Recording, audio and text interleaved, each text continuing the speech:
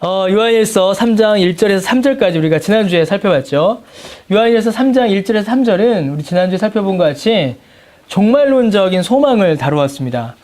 지금 우리의 모습은 좀 부족하지만, 지금 우리는 좀 보잘것없지만 우리가 알아야 할 것은 이게 우리의 최종적 모습이 아니요 종말의 때에, 그때에 정말 참된 영광을 우리가 누리게 될 것이다 라는 그 종말론적 소망을 우리가 지난주에 살펴봤습니다. 자, 그러면 여러분, 우리가 앞으로 우리가 완전해질 것, 그 종말이 되면 우리가 어떤 영광도 비교할 수 없을 만한 큰 영광을 누리게 되니까 그때를 바라보며 그냥 가만히 있으면 되는 걸까요? 우리가 지금? 안 됩니다. 그렇게 살면은. 그러니까 만약에 그렇게 살게 되면 두 가지 잘못을 범하게 돼요. 그러니까 종말론에 대한 잘못된 이해는 늘 두 가지의 극단을 가져옵니다. 하나는 어떻게 되죠? 산으로 들어가 버립니다. 종말을 맞이하기 위하여 이 세상을 버리고 이 세상은 무의미하다 싶어서 산으로 들어가 버리거나, 다른 하나는 어떻게 되죠? 세상 속에 함몰되어 버리죠.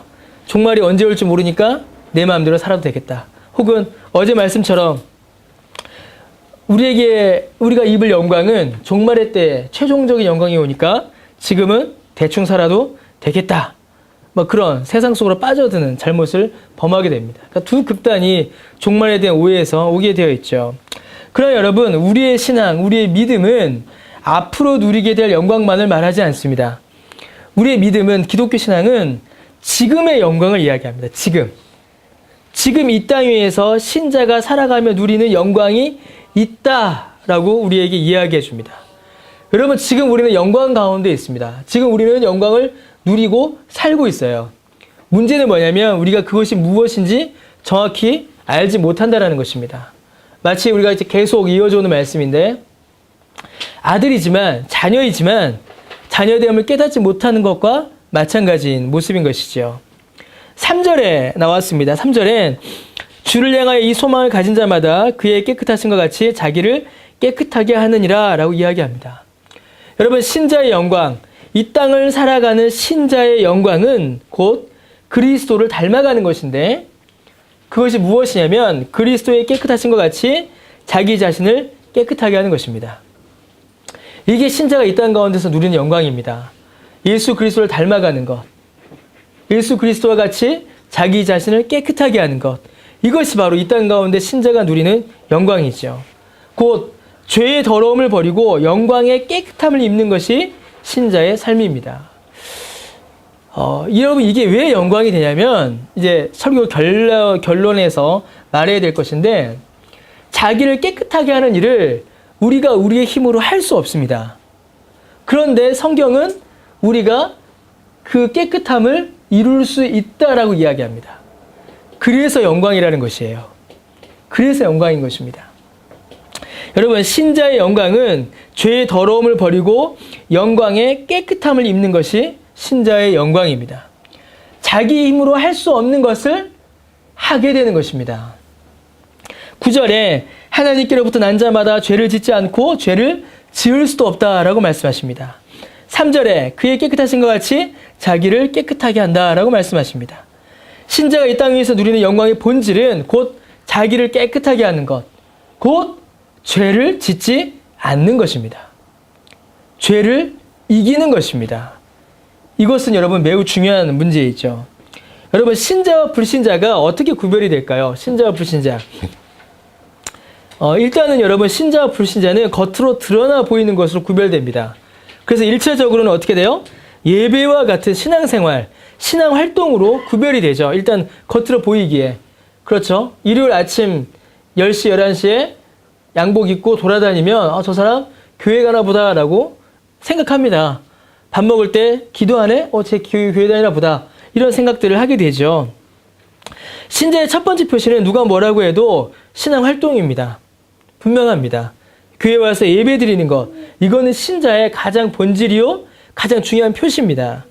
신자는 예배를 드리고 불신자는 예배를 드리지 않습니다. 신자는 교회에 가고 불신자는 교회에 가질 않습니다. 이거는 분명한 사실이에요. 근데 여러분, 문제가 있습니다. 무슨 문제냐면 불신자도 교회에 올 수 있다는 것입니다. 불신자도 예배 드릴 수 있다는 것이에요. 교회 안에 여러 가지 행사들, 프로그램들, 활동들, 성경 공부들, 훈련들이 있습니다. 정말로 믿음의 열매로 구원에 대한 감사로 교회의 여러 활동에 헌신하는 분들도 계세요. 그런 분들이 훨씬 많습니다.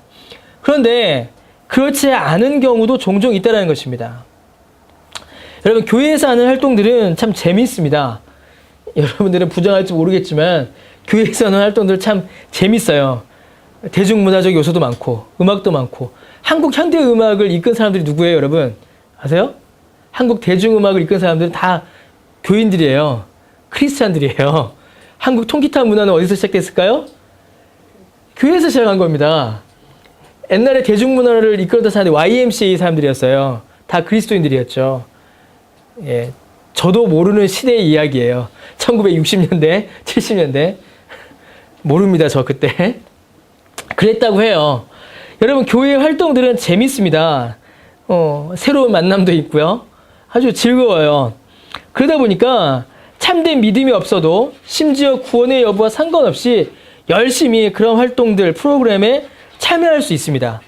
봉사활동도 할 수 있고요. 성극도 할 수 있고요. 찬양팀도 할 수 있고요. 성가대도 할 수 있습니다. 이런 일들, 이런 봉사활동 등 하는 데는 신앙도 필요하죠. 하지만 신앙보다는 개개인의 열심과 흥미, 재미, 만족이 더 필요합니다. 이런 것들이 채워지면 사람은 합니다. 심지어 열심히 하기도 해요. 또 교회에 오는 목적이 뭡니까? 그럼 물어보면 저는 성가대 가는 겁니다. 이렇게 말씀하시는 분들이 있죠. 성가대에서 은혜 받는 분들이 계세요. 말씀에서 은혜 받아야 되는데 그건 잘못된 겁니다. 여러 가지 활동들은 신앙이 없어도 하는 분들이 계세요. 저 어릴 때는 그런 분들 굉장히 많았습니다. 크리스마스 시즌 되면 막 성극한다, 뭐 한다면서 교회 열심히 와요. 끝나면 교회 안 옵니다. 수련회 확 와요. 끝나면 안 와요. 신앙 없이, 믿음 없이도 얼마든지 활동을 할 수 있습니다. 그래서 여러분, 교회 안의 활동들을 가지고서는 신자와 불신자를 뚜렷하게 구별하기란 어렵습니다. 교회 안에서는 구별이 어려워요.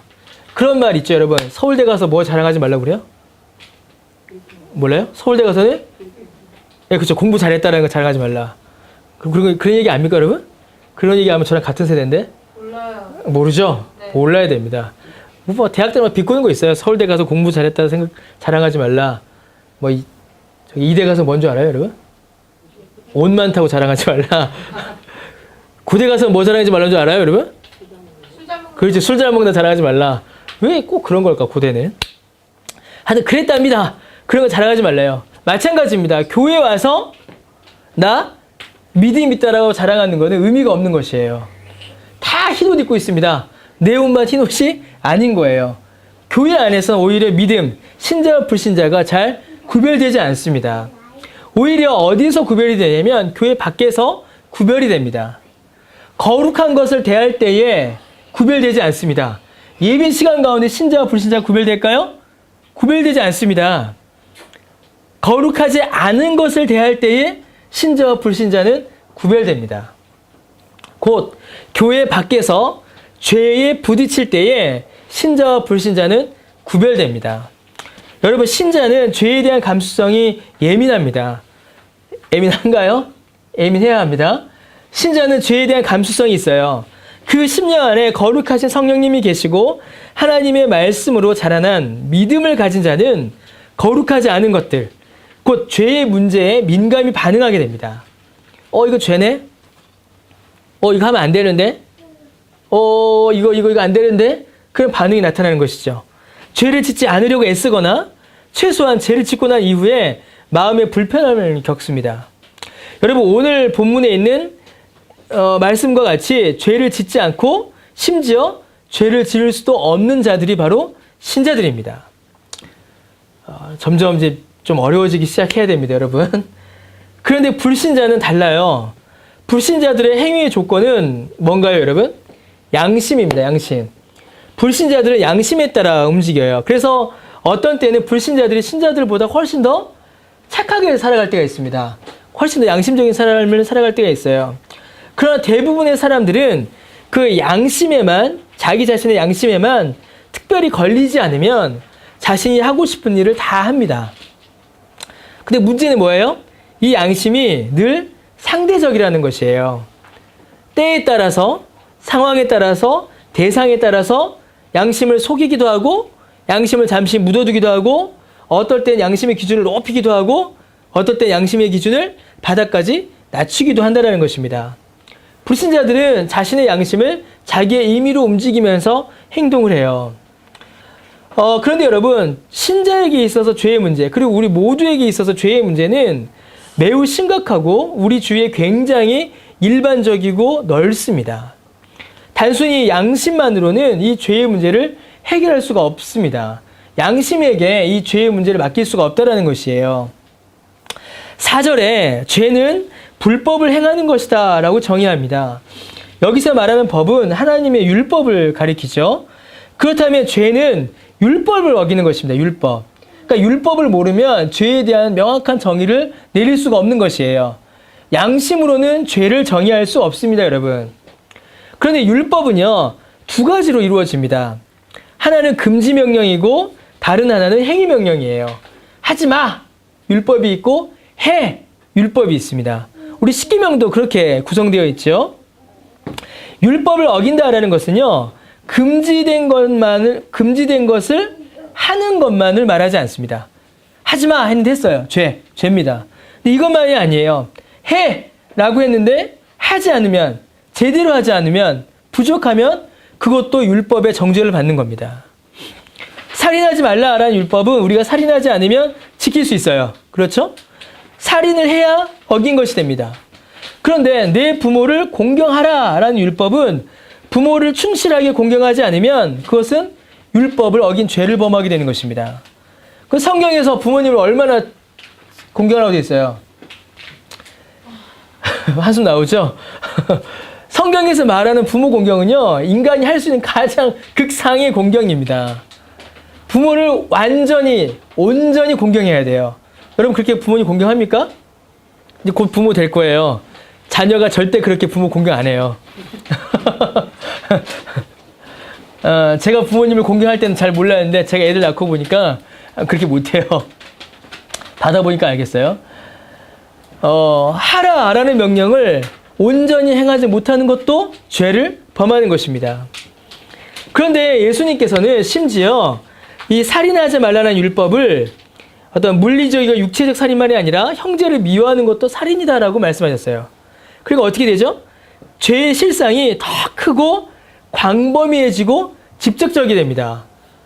찔러 죽여야만 살인인데 이제 예수님께서 욕하는 것도 살인이다라고 하셨으니까 이 율법에서 우리가 벗어날 길이 없는 것이에요. 더 큰 문제는 아무리 작은 죄도 우리의 인생 전체를 심판으로 이끌어갈 사망이 된다는 사실입니다. 죄의 경중, 죄가 크다 작다 이것과 상관없이 죄는 그 자체로 심판의 대상입니다. 원래 로마 카톨릭은 7대 거제, 대죄가 있었어요. 대죄가 있고 소죄가 있습니다. 물론 개혁신학 안에서도 대죄와 소죄를 어느 정도 받아들여요. 그런데 대죄와 소죄는 별 의미가 없습니다. 그 구별이 의미가 없어요. 왜요? 큰 죄를 지어도 작은 죄를 지어도 하나님 앞에서는 다 사망의 심판을 받을 죄입니다. 다 죄인 거예요.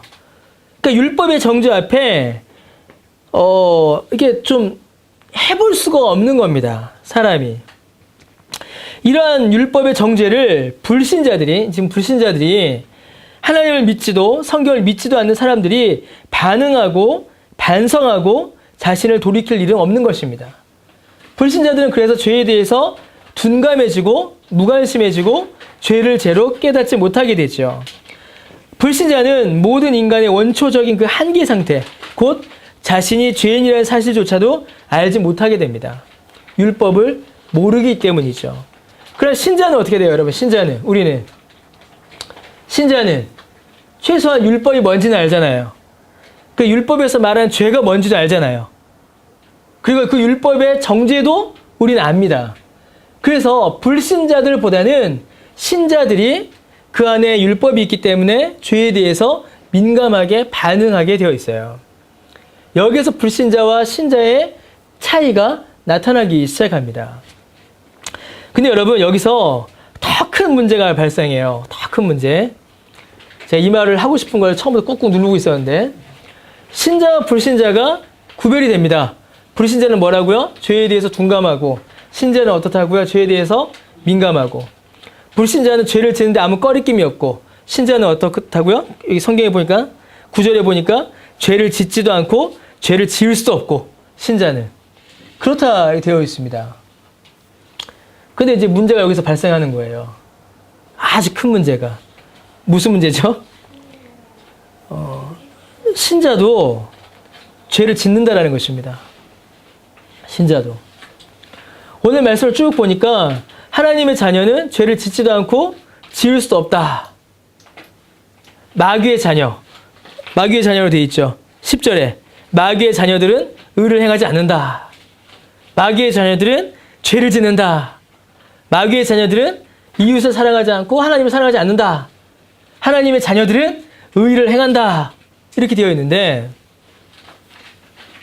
나를 돌아보니까 신자의 삶을 돌아보니까 그렇지 않다라는 것입니다. 여기서 더 큰 문제가 있어요.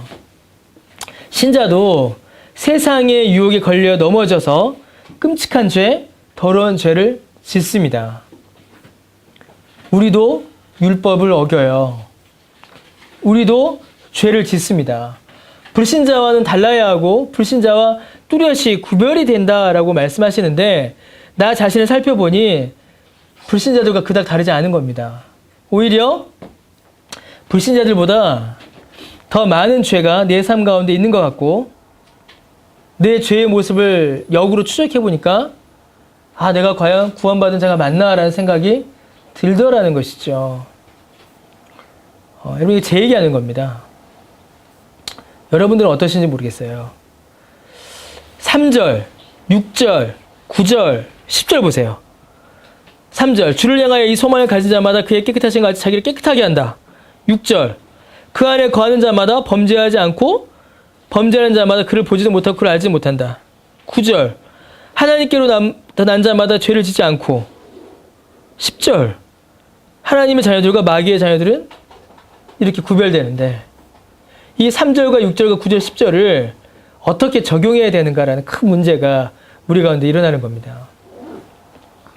여러분 우리가 먼저 이 문제를 풀어갈 때에 일단 우리의 현실을 인정하고 시작해야 됩니다.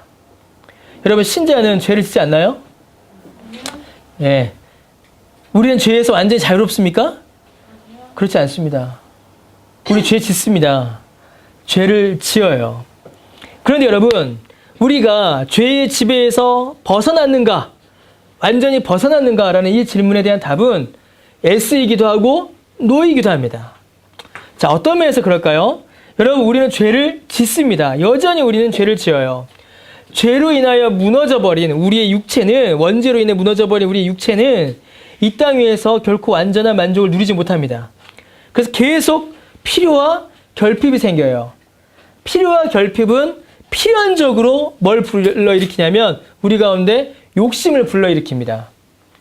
필요와 결핍이 타락하지 않은 상태에서는 그냥 그것이 채워짐으로 만족하고 끝났는데 타락한 상태에서는 필요와 결핍이 반드시 욕심을 불러일으킵니다.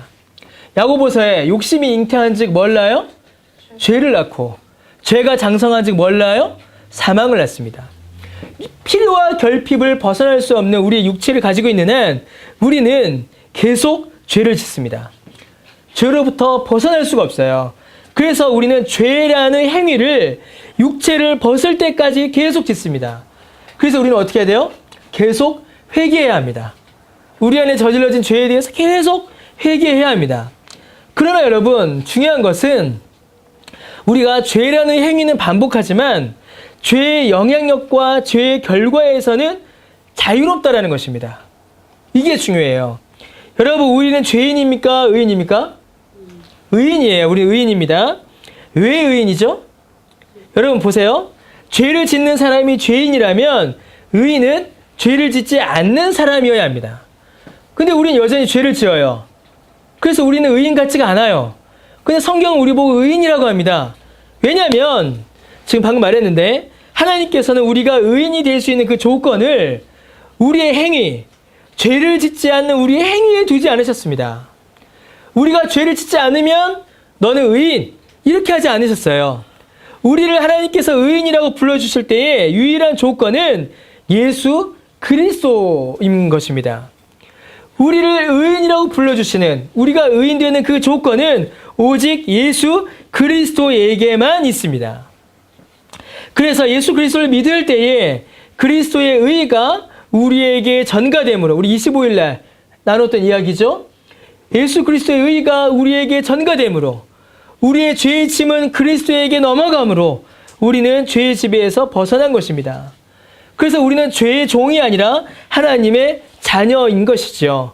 의인이 된 것입니다. 예수님 안에 있기 때문이죠. 그래서 본문에서 죄를 짓지 않는다, 죄인이 아니다라는 말은 우리가 행위로서의 죄를 완전히 벗었다라는 말이 아니라 죄의 결과와 죄의 종된 상태에서 우리가 벗어났다라는 것을 의미합니다. 죄가 더 이상 우리를 지배하지 않는다라는 것입니다. 이 일을 이루기 위해서 예수님께서 이 땅에 오셨습니다. 그래서 그 일을, 그 은혜를 겪은 우리는 어떻게 돼요? 죄의 종된 삶을 벗고 이제는 하나님의 자녀로서 죄에 어떻게 될까요? 맞서게 되는 겁니다. 죄와 죄에 저항하게 되는 것이죠. 예전에는 죄를 지을 수밖에 없었던 우리였는데 이제는 죄를 짓지 않을 수 있게 된 것입니다. 놀라운 변화가 이 일이 우리 가운데 일어난 것이지요. 예수님께서 주신 은혜가 바로 이것입니다. 스스로는 죄의 문제를 해결할 수 없는 우리를 위해 그 죄의 문제, 그 죄의 책임, 그 죄의 지배력, 그 죄의 영향력을 우리에게서 벗어주시기 위하여 주께서 오신 것입니다. 그래서 5절에 뭐라고 하세요? 그가 우리 죄를 어떻게 해요? 없애려고 나타나셨습니다. 예수님께서 우리의 죄를 없애려고, 우리를 향한 죄의 영향력을, 우리를 향한 죄의 저주를 없애려고 이 땅 가운데 오신 것입니다. 8절에 그가 오셔서 하신 일이 뭐예요? 마귀의 일을 멸하신 것입니다. 이를 위하여 9절에 하나님의 씨를 우리 마음에 두셨습니다. 여러분, 우리가 죄를 짓지 않아서, 우리가 죄를 이길 수 있어서 우리가 의인이 되고 하나님의 자녀가 된 것이 아닙니다. 그 매우 중요한 일이에요. 그가 오셔서, 주님이 오셔서, 예수님이 오셔서 우리의 죄를 없애셨고, 예수님이 오셔서 마귀의 일을 멸하셨으며, 예수님이 오셔서 우리의 마음에 하나님의 씨를 심어주셨기 때문에, 우리가 믿음으로 그분 안에 있기 때문에 우리가 의인이 된 것입니다. 신분이 변화된 것이죠. 자, 그렇다면 여러분, 그 여전히 우리 삶에 나타나는 이 죄의 행위의 문제는 어떻게 해야 될까요? 이게 문제입니다. 자, 죄의 지배력, 죄의 저주에서는 우리가 벗어났어요. 더 이상 우리는 죄의 종된 삶을 살지 않습니다. 우리 의인입니다. 하나님의 자녀예요. 그런데 여전히 우리의 삶에서 죄의 행위는 나타나고 있다는 것입니다. 이 문제를 어떻게 하냐라는 질문이 남아있어요. 그 답도 이미 본문에서 우리에게 주어졌습니다. 그가, 예수님이 우리의 죄를 없애시고 마귀의 일을 멸하셨으니 6절에 우리는 그분 안에 거하면 됩니다. 이게 첫 번째 일이에요. 그분 안에 거하는 것이 급선무입니다. 여러분, 어떻게 하면 그분 안에 거할 수 있을까요? 우리가 어떻게 하면 예수님 안에 거할 수 있죠? 믿으면 됩니다. 예수님을 믿음으로 그분 안에 거하게 되는 겁니다. 예수님을 믿어야 합니다. 예수 믿어야 합니다. 예수님을 내 죄를 사하신 구주로, 예수님만이 나의 죄를 대신해 십자가에 죽으심으로 내 죄를 사하셨고 또 부활하심으로 내게 영원한 생명을 주셨다는 그 사실을 믿어야 합니다. 믿어야 예수님 안에 거하게 됩니다. 여러분, 본문에는요, 매우 중요한 표현이 하나 더 등장합니다. 예수님께서 우리를 위해 행하신 일에 대하여 그가 죄를 없애려고 나타나셨고 마귀의 일을 멸하셨고, 아주 중요한 게 하나 더 있어요. 뭐예요? 9절에 하나님의 씨입니다. 이게 아주 중요한 표현이 있어요. 하나님의 씨. 여러분, 우리는 의인입니다. 더 이상 죄가 우리를 지배하지 못해요. 그래서 죄의 종으로 끌려가지 않습니다. 우리를 향해 베푸신 하나님의 구원의 은혜가 취소되지 않는다라는 말입니다. 우리의 구원은 확정적이에요. 내가 한 게 아니라 하나님께서 주셨기 때문입니다. 그렇다면, 그렇게 분명하다면 우리는 이제 마음대로 살아도 되는가? 라는 질문이 또 던져져요. 설교 초두에 드렸던 질문이죠. 내가 받은 구원이 확정적이라면 이제 나는 마음대로 살아도 되는가? 그 질문을 우리가 할 수 있다는 겁니다. 자, 나는 어쩔 수 없는 죄인이야. 그래도 내가 받은 구원은 변함없지. 다 내가 약해서 그런 거야. 근데 이 약함마저도 주님께서 다 갚아주신대. 그러면 이런 말들로 스스로 위안을 삼으며 오늘도 값싼 은혜를 만끽하며 또 다시 죄를 지으며 아무렇지도 않게 죄를 반복하며 그렇게 살 수 있냐라는 것입니다. 하나님의 씨를 설명하기 위해서 여러분 이거를 먼저 우리가 짚고 넘어가야 합니다. 우리에게 주어진 구원이 확정적이라면 그렇다면 우리 마음대로 살아도 되는가? 그게 돼요? 안 돼요, 여러분? 안 됩니다. 그리스도께서 죄를 없애려고 오심도 그리스도께서 마귀의 일을 멸하심도 과거의 일입니다. 예수님께서 완전히 이루신 일이에요. 완료된 일입니다. 그런데 하나님의 씨가 우리에게 거하는 것은 지금 현재의 일입니다. 지금의 일이에요. 지금 죄의 문제를 그냥 가볍게 넘어갈 수 없는 것입니다. 여러분, 하나님은 신자에게, 우리 주님은 신자들에게 하나님의 씨를 심어 놓으셨습니다. 이 하나님의 씨가 무엇인가에 대해서 막 학자들이 여러 가지로 주석을 해요. 근데 여러분, 씨의 가장 큰 특징이 뭘까요? 씨의 가장 큰 특징. 씨. 자라요. 그렇죠. 자라서 뭐 하죠? 열매를 맺어요. 예, 열매를 맺습니다. 우리 교회 이름 정말 잘 지었어요. 우리 정말 열매 맺는 교회는 정말 씨는 자라서 열매를 맺습니다. 이게 씨의 가장 큰 특징이에요. 씨는 자라나 열매 맺습니다. 그렇다면 하나님께서 우리의 마음에 하나님의 씨를 뿌려 놓으셨다면 그 씨가 무엇인지는 아직 몰라요, 잘. 그런데 그 씨가 무엇이든지가 상관없이 그 씨가 우리 안에 자란다면 그 씨가 자라서 어떤 일이 벌어질까요? 열매를 맺습니다. 그 씨는 반드시 열매를 맺습니다. 자, 여러분, 그러면 이제 그 씨가 뭔가 좀 살펴봐야겠죠. 성경에서는 이 씨라는 단어가 매우 중요하게 다루어집니다. 특별히 마태복음 13장에서 예수님께서는 그 씨가 무엇이다라고 정확히 말씀해 주세요. 먼저 이 씨는 그 밭의 비유 알죠, 여러분? 씨 뿌린 자의 비유. 씨는 뭐죠? 하나님의 말씀입니다. 마태복음 13장 씨 뿌리는 비유에서 예수님께서는 이 씨는 하나님의 말씀이다라고 말씀하십니다. 주께서 성령으로 우리의 마음속에 심어주시는 하나님의 말씀이 바로 이 씨입니다. 죄송합니다.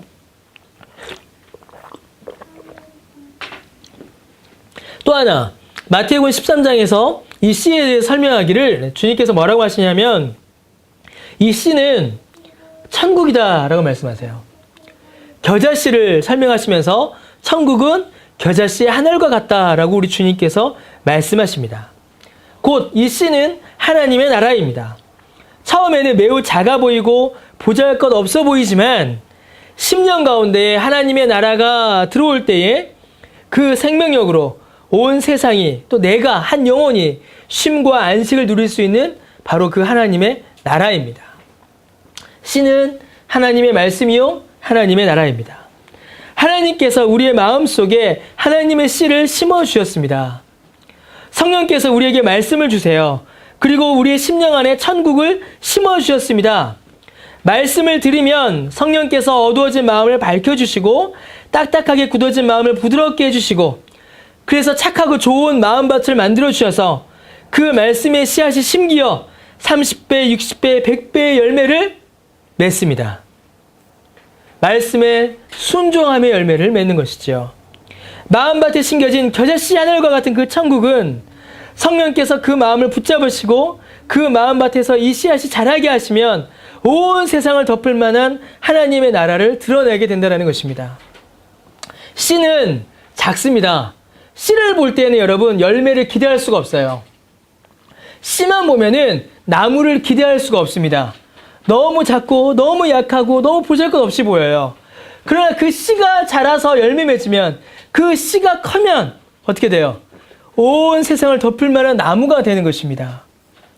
우리 마음속에 심겨진 하나님의 씨앗도 그와 같습니다. 여러분, 우리가 처음 가진 믿음, 우리가 처음 가진 신앙은 어땠나요? 여러분 마음속에 처음 들어갔던 그 말씀, 여러분 마음속에 처음 생겼던 그 믿음은 씨와 같았습니다. 작았어요. 보잘것없습니다. 처음부터 큰 믿음 가진 사람들 별로 없습니다. 우리의 믿음은 처음엔 다 씨앗과 같아요. 그런데 성령께서 말씀을 더하여 주시고 하나님의 나라를 소망하는 소망을 더하여 주셔서 그 씨앗이 자라면 어떻게 돼요? 큰 나무가 되고 많은 열매를 맺게 되는 것입니다. 여러분, 그러면 그 열매가 어떻게 나타날까요? 그 열매가 여러분, 헌금을 통해서 그 열매가 나타날까요? 아니요. 그렇지, 아닙니다. 공격적인 전도, 선교를 통해서 이루어질까요? 그것도 아닙니다. 기독교 정치인, 기독교 경제인들이 막 엄청나게 일어나서 세상 방방 곳곳에서 영향력 발휘할 때 나타날까요? 큰 건물 짓고 사람들이 막 모이면 그때 나타날까요? 그렇게 열매 나타나지 않습니다. 그렇게 열매가 나타나지 않아요. 하나님의 씨는 그렇게 열매 맺지 않습니다. 하나님의 씨는 어떻게 열매 맺냐면 여러분, 개개인에게 열매 맺습니다. 어떻게 열매 맺을까요? 신자 한 사람이 죄를 짓지 않음으로 나타납니다. 신자 한 사람이 죄를 멀리 함으로 열매 맺습니다. 신자가, 내가, 여러분 개개인이 죄를 이김으로 열매 맺는 것입니다. 죄가 어색해지고, 죄가 불편해지고, 죄가 어울리지 않는다는 사실을 깨닫게 되고, 그 죄로부터 돌아서는 그 모습에서 나타나는 것입니다. 여러분, 완벽한 행위, 완벽한 삶을 말하는 것이 아니에요. 도덕적으로 완전 무결한 삶을 말하는 것이 아닙니다. 이전에는 즐기던 죄가 이제는 좀 싫어지고, 이전에 기뻐하던 죄가 이제는 미워지고, 이제는 하기 싫어지고, 이제는 꺼려지고, 이제는 괴로워져서, 그래서 이제는 점점 줄어드는, 죄와 싸워 이겨나가는 그런 삶을 말하는 것입니다. 정도의 완성을 말하는 것이 아니에요. 태도의 변화를 말씀드리는 것입니다. 연약하여 넘어지고 또 실패하긴 하지만 그래도 이제는 싫다. 그래도 이제는 그만하고 싶다. 그래도 이제는 저것이 내게 어울리지 않는다는 사실을 깨달아 아는 것. 그리하여 10번 시도 중에 1번 정도는 죄를 이기는 것. 그 다음엔 2번 정도 이기는 것. 그 다음엔 3번 정도 이기는 것. 그게 바로 열매 맺는 겁니다. 여러분, 신자의 삶이 어떻게 된다고요? 이 그래프 그리면, 제가 많이 그린 그래프 있죠? 이게 인생이에요. 이게 가로축 인생. 세로축은 뭘까요? 성화의 정도예요. 성화의 정도. 자, 예수님 믿습니다. 그럼 어떻게 될까요?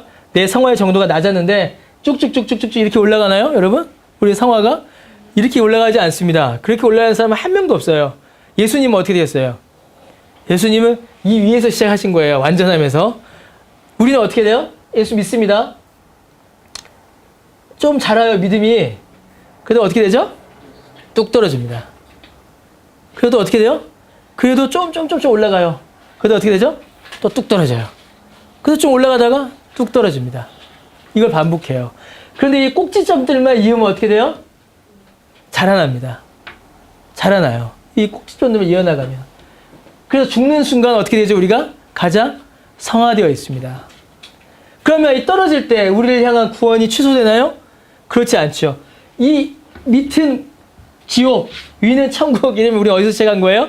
천국에서 시작하는 거예요. 구원에서. 그러나 이 안에서 살아갈 때 우리가 거룩해지기도 하지만 실패할 때도 있다라는 것입니다. 그러나 방향은 어디로 간다? 거룩을 향하여 나아가는 것이죠. 여러분, 이게 신자의 영광입니다.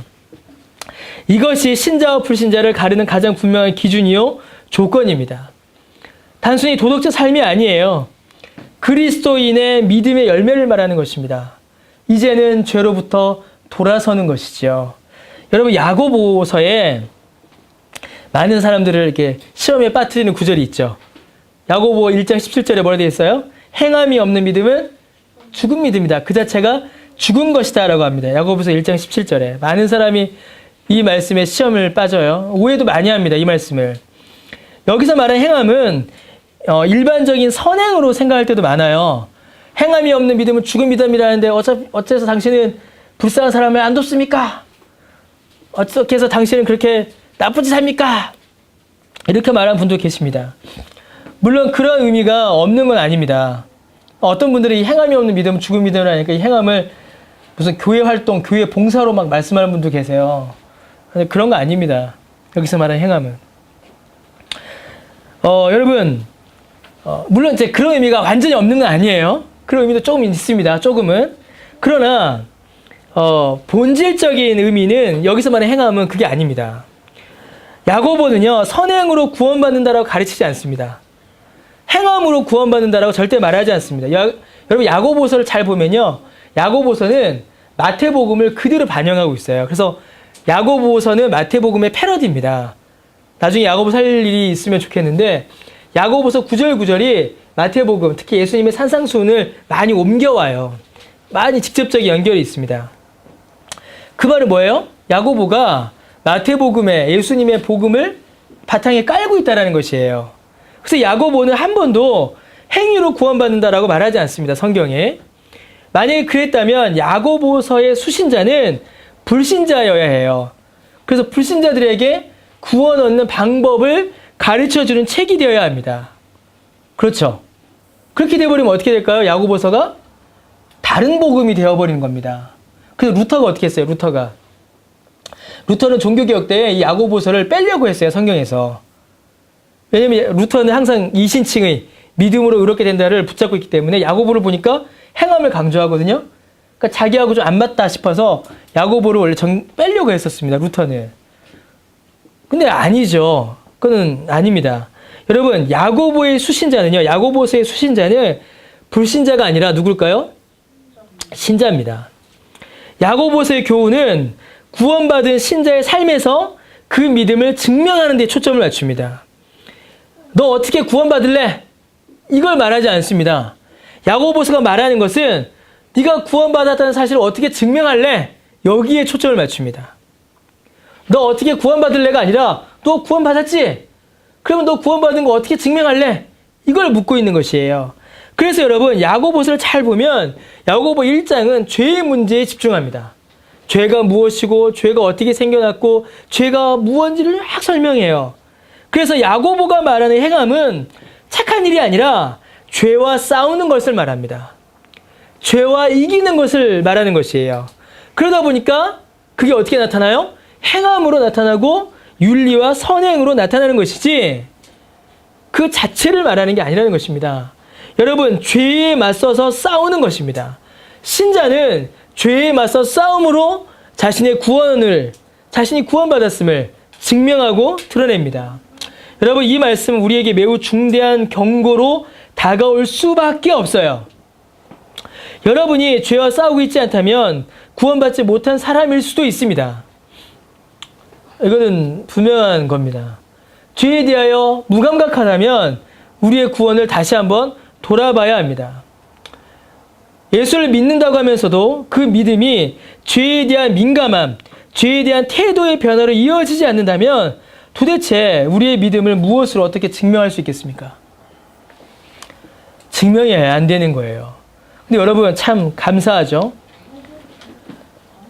자기의 의지로 자신의 죄인됨을 깨닫지도 못하고 고백하지도 못하는 사람들도 하나님의 은혜 안에 있음을 우리는 고백합니다. 왜죠? 결국 우리의 구원을 결정하는 것은 하나님의 뜻이기 때문에 그래요. 그래서 열매인 것입니다. 하나님께서 우리에게 구원의 은혜를 베푸시면 그 하나님의 씨가 우리 안에서 자연스럽게 열매 맺음으로 나타나게 되는 것이죠. 여러분, 우리의 믿음을 굳이 증명해야 될까요, 여러분? 그냥 믿으면 안 돼요? 증명 안 하고? 안 됩니다.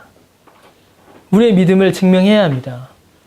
교회는 끊임없이 이 죄의 문제를 지적하고 드러내야 합니다. 이게 교회의 책무예요.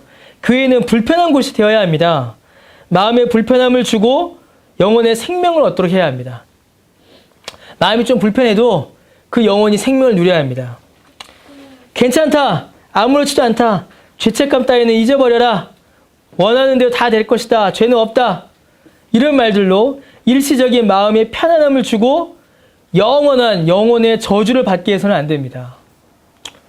교회는 차라리 마음이 불편하여도 영원한 영혼의 생명을 얻을 수 있도록 교회는 사역해야 합니다.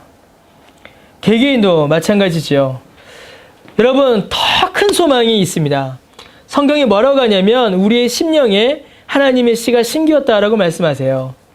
살아있다면 열매 맺는 일이 당연하듯이 우리의 신앙이 죄와 싸우는 열매를 맺는 일 역시 자연스럽게 일어난다라는 말씀입니다. 억지가 아니고 의무가 아니고 자연스러운 신앙의 결과인 것이죠. 요한일서 3장 10절은 하나님의 자녀들과 마귀의 자녀들을 비교할 때에 의를 행하는가 그리고 형제를 사랑하는 걸 통해서 설명합니다. 의를 행하는 게 뭘까요? 하나님의 말씀을 순종하는 것입니다. 그게 뭐예요?